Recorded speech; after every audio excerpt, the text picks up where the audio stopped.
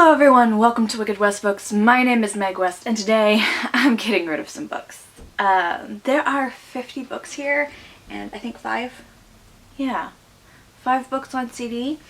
I'm going up to the city today where I can give these to a half-price books and get rid of them, and I just figured I'd show you the books that no longer give me any happiness sitting on my shelves anymore. We've got 4 piles here, so let's get started. One here on top is Dangerous Woman. It's a anthology put together by George R.R. Martin about strong female characters. I wasn't actually too impressed with any of the stories, so it can go away. Next we have the whole Darkest Minds trilogy by Alexandra Bracken. I have read The Darkest Minds and I was not impressed by it. To me it was just someone else writing an X-Men book. Like, they aren't X-Men, but they very much are X-Men. And I wasn't impressed. And even though I own the entire trilogy, I never picked this book up a second time to continue it or just continue the book. So, goodbye trilogy. We also have Deep Blue by Jennifer Donnelly. This was a mermaid book. I do actually remember liking it, but it is more middle grade than is my usual preference, and I think it can go to a better home where someone can actually enjoy the book versus sitting on my shelf never being read again. So it gets to go away too. We also have What We Saw by Erin Hartzler. This is kind of by my memory. It's been a few years. This was a Booksplosion book. That's why I picked it up and read it. I did enjoy it, but semi-thriller, teenage, contemporary is not my preferred genre, and I don't think I will ever read it again. So while it was fun to kind of branch out from my usual books to read, it's not going to be read again by me. So I liked it. It was fine. It's just not for me to keep.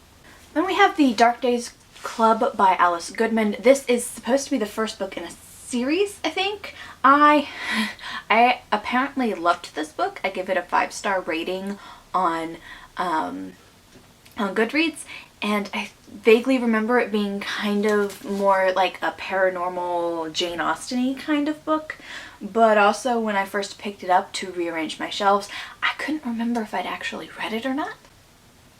So it can go away. I loved it, apparently, and it's gorgeous, but I'm not going to keep it. Next we have another trilogy. We have Divergent, Insurgent, and Allegiant by Veronica Roth. Obviously these were huge at the time that they came out, and I loved them, and I think I kept them more for like the memory of the era that these were out than any other reason. And for me personally, that era is over. Still thought they were good books for the time. I still loved the movie. The ending still makes me mad. And I don't need the books anymore, so these books can be donated to a new home. We also have Fathomless by Jackson Pierce. Good book, great writer. I am keeping, I don't remember where I put it. I think it's on the top shelf over there.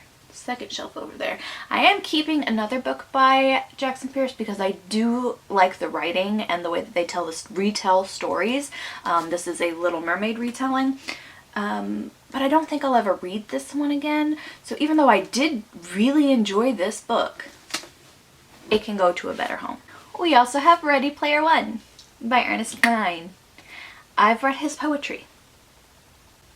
So we have a library book that I bought at a sale, and it is The Prodigal Son by Deborah Mullins. I know absolutely nothing about this. This was purely impulse buy because it was at like a 50 cents at a sale, and I just wanted to clean out my TBR shelf some of books that I don't think I will ever actually read.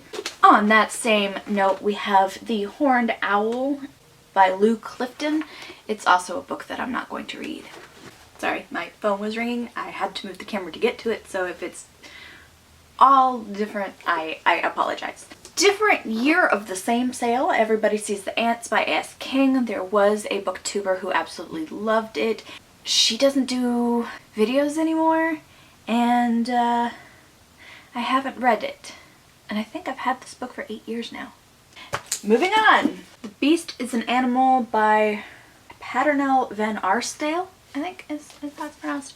I think I bought this when I was in a Beauty and the Beast kick, but I don't think it's actually a Beauty and the Beast story. I could be wrong about that, but it's been sitting on my shelf long enough that I think it deserves to find a new home. Same sale as the A.S. King book. We have The Space Between by Brenna Yovanov. This book is so pretty. The cover, I love it. It is in a library book cover. The plastic, it was purely a cover buy. Valkyrie by Kate O'Hearn. I think at one point I did pick this book up, but I couldn't get into it. But also I didn't try very hard, to be honest. So it can find a home where it will be read. Here's another one from the library book sale. It's Across the Universe by Beth Revis. This had like immensely great reviews when it first came out. It was very well loved. So when I saw it for super cheap, I really picked it up that fast. And then I never read it. We also have Shapeshifters. It's a bind up of 4 different shapeshifter romance books that I got from a friend in high school. She doesn't want the book back. I haven't read it since high school, and I graduated in 2010. So I think it's time I stop holding on to it. We have 2 books that I dislike to the point that I'm not even going to show them on screen. But if I don't show them, then my wrap-up does not show, or Unhaul does not show 50 books. So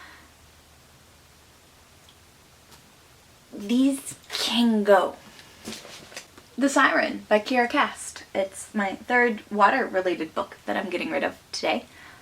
And I think there's going to be one more from my memory of books that I set aside that I will never read again. This one was not good. I have over here still the Selection trilogy. I even have the first, because I think there were 4. I have the first 3 books for the second series in that, and I like those still. But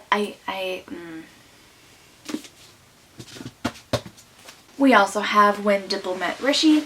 Now this book is adorable. It was very good, but contemporary, while I can read it and enjoy it, it's just not my genre. So we will give it to a home that will hopefully treat it better than I do. We also have What If It's Us by Becky Albertelli and Adam Silvera. It was okay. I had high hopes for it because those are 2 very big names. And I actually have a signed Adam Silvera book. But I found this one kind of boring, which I think seems to be the consensus, which is very sad.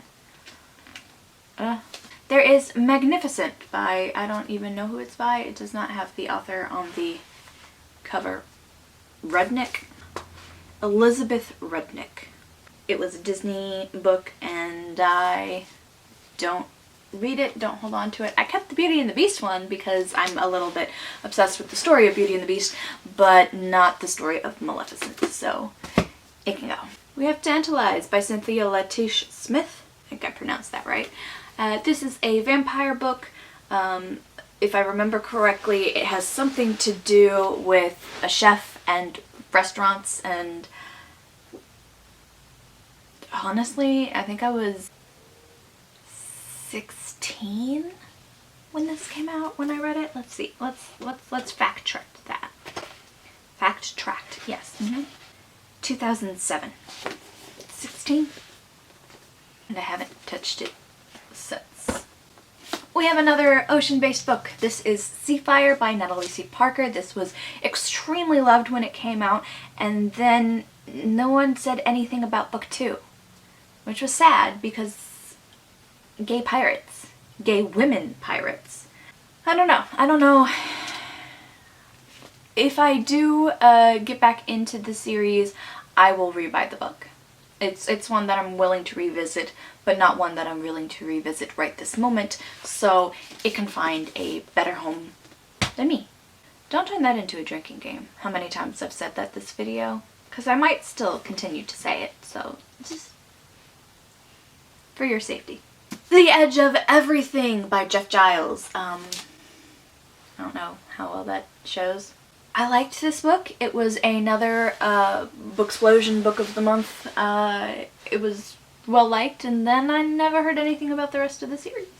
It's got some pretty big names commenting on the back of the book, and I do remember liking it. I could not for the life of me tell you what it's about. So, continuing on this Booksplosion era, ooh, Little Monsters by Kara Thompson. School bullying, right? That was the theme for this one. We have Because I Am Furniture by Thalia Shaltes. This is a verse type book.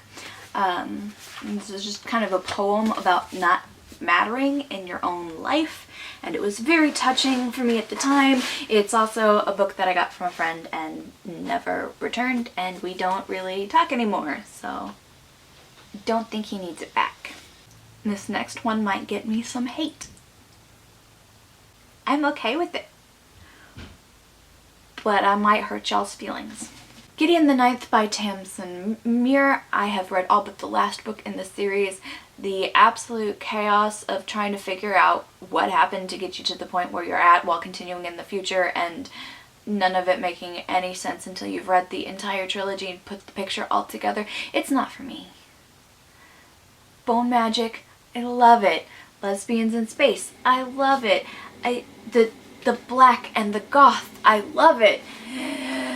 I tried so hard to like this book series. I just didn't.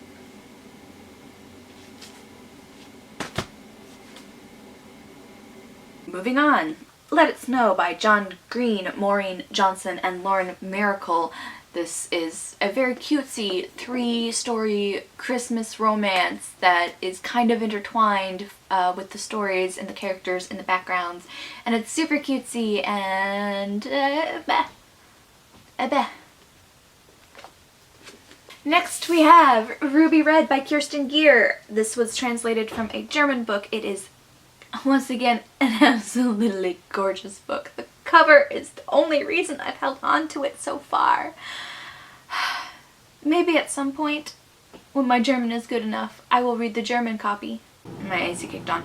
And hopefully that German version is better. Maybe it's just a bad translation, but this plot was predictable and boring. It's just so pretty. On that same scale of beautiful books, we have Rumors and Deluxe by, what is it, Anna Goldberson, which I think wrote The Dark Days Club. I like The Dark Days Club better than this. I do remember that. But this one was very period, Pride and Prejudice, not quite, because it's the US, but also not quite that far back. I don't remember.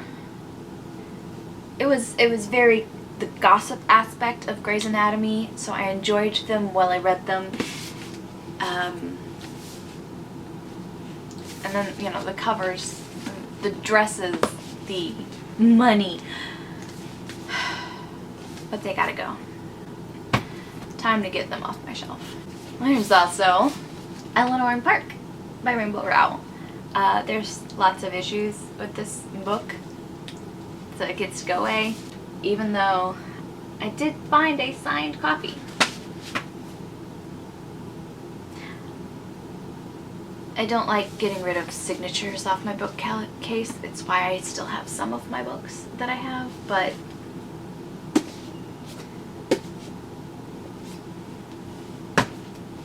this next one is another one that might get me some hate. But we're gonna rip off the Band-Aid, right? That's what we do when we get rid of these. I don't know, I'm book 3. I've read this book 4 times trying to get into the series so that I could read this one and buy the 3rd book and be happy that I read what everyone so greatly loves. And the show is fantastic. I love the show. Six of Crows. It's still here. Okay? I still have Six of Crows. I still have Crooked Kingdom. I liked that duology. These I could not get into. And the one that comes after, oh, my cat. I have to go let my cat in. Hopefully I finished on about these 2 books. And I think I was saying that the series that came out after, about the prince or whatever, I hated it. Like, actively hated that book. So, I did not hate this book. I think I've read all but the last book by Sabathir for the Ember of Ashes series, and I really, really enjoyed them. I did. But I only own book 1, and I don't think it's a series I'm going to pick up. It's... My taste of going more adult the further on in life that I go, and while I still have some young adult, and I have some even middle grade that it's extremely important to me and special, there he is again. Sometimes I gotta get rid of my young adult stuff that I won't be reading again. We have moved again, but I think it's for a good reason. This is the reason.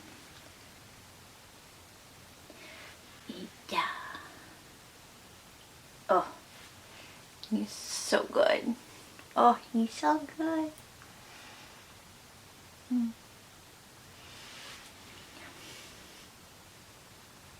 Oh, that purr. He got purr in there. He doesn't like when there is a door shut between me and him. Even if he's not always by my side, he does not like doors shut between us. That option to be there must be there. Moving on, we have Looking for Alaska by John Green. I never read it when it was all hype. I don't think I'm going to be doing it now. So instead of sitting on my shelf, it can go. The Glass Books of the Dream Eaters, Volume 1 by Gordon Danquist. I've had this for longer than I've been married, which is 8 years, and I haven't read it, so it can go. Pride by Ibi Zoboi, I think is how you pronounce their name, I think. This is a Pride and Prejudice retelling. I love Pride and Prejudice retellings. The thing about moving away from young adult, it's kind of where I'm feeling with this. I'm sure it's a great book. It had great reviews when it came out, but even though I think they're college age, it's still, it reads a little young for me. We have, I don't know which one is first, Darkness Unbound and Darkness Rising by Carrie Author. This was a urban fantasy paranormal romance book series. I read the first book, had the second book because it was there and I wanted to be able to move on if I loved it. I didn't love it. I have not picked it up. It was kind of middling. It was kind of meh. Are you scent marking my tripod? Yeah. Perchance to Dream by Lisa Menchev. This was also at one of the library sales. Yes, I know. And I haven't read it, so. And we have 2 books of 2 that are from a series to finish out the 50 books. We have The Iron Trial and the Comper Gauntlet by Holly Black and Cassandra Clare. I read this. I liked it. Couldn't see past the obvious parallels in them, even though everyone insists that they're different, and they are, and I read them. They're similar enough and middle grade enough, and just the hype didn't last on them long enough for me to seriously get into the series, so they can go as well, even though they are short and it would take me nothing to read them. We also have Talon and Rogue by Julie Kagawa. I think she has a Fae series out that I really liked, so I got these and then never got into them, so they can go. And last but not least, we have a few books on CDs, like literal CDs, that I'm just going to get rid of. We have Snow White and Other Stories by the Brothers Grimm. I don't listen to CDs. I have the ability to play the CDs, I just don't listen to CDs. So that can go. I also, at the library sale, picked up Uglies by Scott Westerfeld. Love this book series. It is one of the middle grade ones that is special to me, so I keep it, but I don't need... It's not that I don't need the audiobook would be fine. I don't need the CDs. Fault in Our Stars by John Green. I have a physical copy. I don't need the CDs. We have Alexander Hamilton by Ron Chernow. I listened to them. I did actually listen to these CDs. It was great to learn more about the guy that I was obsessed with because the play came out. He is complaining. I'm so sorry. And we have The Knife of Never Letting Go by Patrick Ness. I read this book when I was in middle school or something. I don't know. High school, maybe. And the way that everything was written kind of annoyed me because of the way it was written, so I figured the audiobook would be helpful, but then my card filled up and I'm running out of time. Because I gotta still pack these books up and go. Never actually listened to it. I think that's where we finish with that. And yes, those are the 55 books that I have cleared out of my bookshelf. Next thing that is in order for me to do is a bookshelf tour of the new bookshelves, I believe. So look forward to that. And hopefully a slightly less chaotic video. But if it's not a chaotic return, then what kind of return is worth it, you know? That's gonna be it for this video. I hope you guys enjoyed it. Feel free to like and subscribe if you want to. I'm very inconsistent, so I will understand if you don't. And next video, I will hopefully introduce you to all that I have on my bookshelves. And maybe move my camera less. Hopefully. If I can remember how to do this properly. Have a wicked day.